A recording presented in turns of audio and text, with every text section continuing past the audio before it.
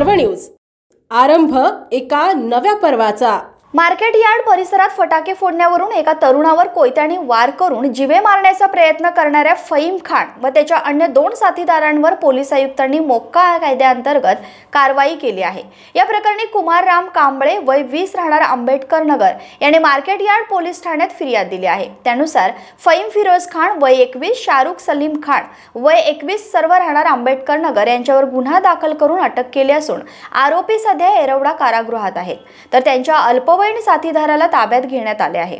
हा प्रकार 12 नोव्हेंबर रोजी रात्री 11च्या सुमारास मार्केट यार्ड येथील गल्ली नंबर 11 येथे घडला होता।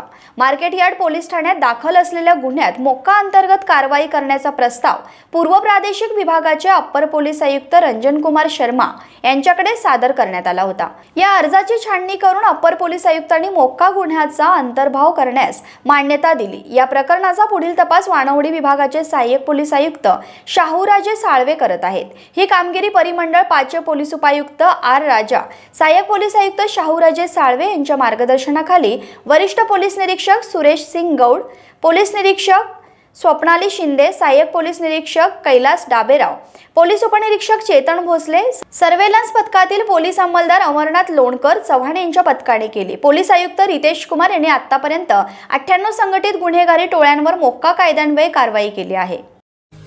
पुणे शहरातील आणि जिल्ह्यातील महत्त्वाच्या आणि ताज्या बातम्या पाहण्यासाठी आजच आमच्या आरंभ पर्व न्यूज चॅनलला YouTube वर सबस्क्राइब करा आणि बेल आयकॉन प्रेस करा।